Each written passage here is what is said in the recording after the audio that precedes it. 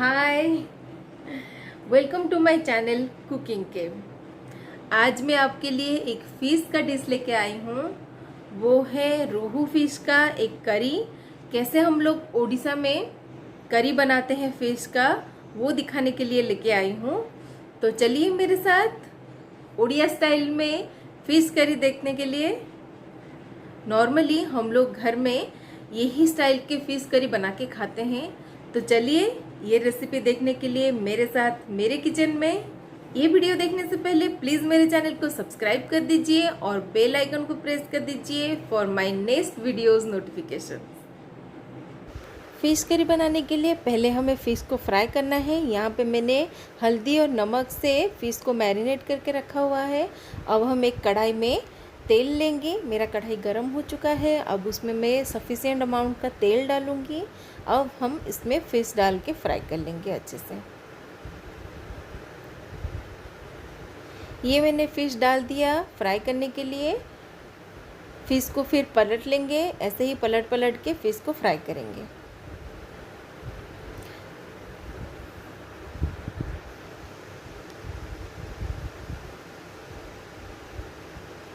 अब इस बीच हम लोग करी भी बनाएंगे। करी के लिए पहले से ही मैंने मसाला पीस के रखा हुआ है। इसमें मैं डाली हूँ 2 प्याज, 1 लहसुन और 2 इंच का अदरक का टुकड़ा। इसको मैंने अच्छे से पीस लिया है।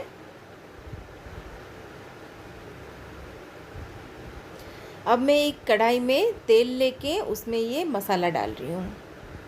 मैंने पूरा मसाला डाल दिया है इसमें, जितना भी मसाला बनाई थी। अब इसको अच्छे से भून लेंगे।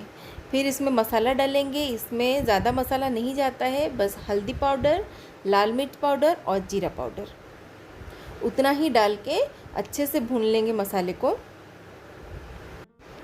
अब इधर फ़िश को भी चेक कर लेते हैं। ये मेरा फ़िश अच्छे से फ्राई हो चुका है। अब हम निकाल लेंगे।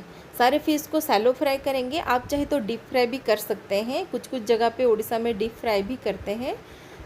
ये हमारा फ़िश हो गया। अभी देखिए मसाला भी अच्छे से भून चुका है। अब मैं इसमें 2 टमाटर, बड़ा बड़ा टमाटर काट के डाल दी हूँ। अब इसको अच्छे से भून लेंगे। इसमें थोड़ा सा नमक डालेंगे। नमक डालने से टमाटर अच्छे से मेल्ट हो जाएगा। और इसमें मैंने 2 हरी मिर्च स्लिट करके डाल दिया है। ये मेरा मसाला थोड़ा सा ड्राई लग रहा है। इसमें थोड़ा सा पानी डाल दी हूँ ताकि मेरा मसाला जले नहीं, अच्छे से भून जाए। अब मैं इसमें आलू भी डाल दूँगी ताकि आलू भी अच्छे से पक जाए और मेरा मसाला भी भून जाए। एक ही साथ दोनों काम हो जाएगा। अब इसको ढक के पकाएंगे ताकि हमारा आलू पक जाए, अच्छे से बॉयल हो जाए। ये देखिए लग रहा है जैसे पक गया है आलू। चेक कर लेंगे। देखिए टूट रहा है आलू, मतलब पक गया है अच्छे से। अब इसमें पानी डालेंगे। ग्रेवी के लिए जितना पानी चाहिए उससे थोड़ा सा ज़्यादा ही डालिएगा, नहीं तो ग्रेवी बहुत ही थिक हो जाएगा। अब देखिए हमारा पानी भी बॉयल हो चुका है। अब इसमें हम फ़िश डाल देंगे। जितना भी एक्स्ट्रा पानी हम लोग डाले हैं करी में, वो सब फ़िश अभी सोक कर लेगा। तो ये हमने सारा फ़िश को डाल दिया है। अब इसको ढक के पकाएंगे।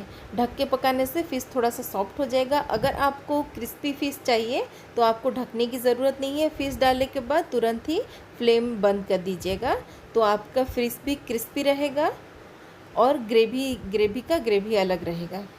फ़िश सोक नहीं करेगा। अब ये हमारा रेडी हो गया है।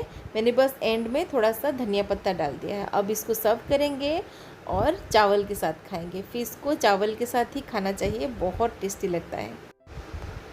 बहुत अच्छा खुशबू आ रहा है, मुझे तो खाने का मन कर रहा है। तो आप भी घर पे बनाइए और खाइए और मुझे कमेंट करके बताइए कैसा लगा। ये हमारे ओडिशा में सबके घर में बनता है। Thank you for watching.